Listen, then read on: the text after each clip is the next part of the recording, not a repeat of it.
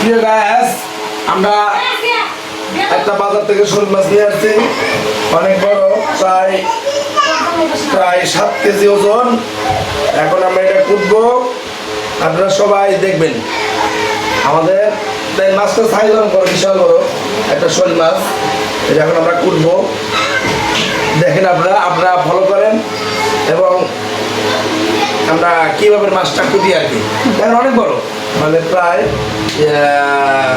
মাপ দিলাম তো 7 কেজির একটু কম হয় আর কি।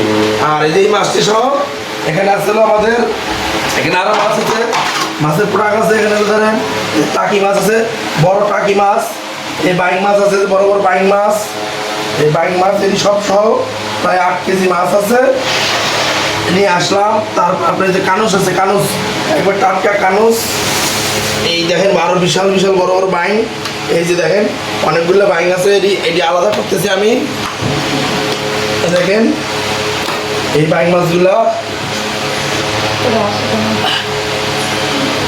এই দেখেন একদম টাটকা বাইং মাছ নড়তেছে, এই একদমই এই যে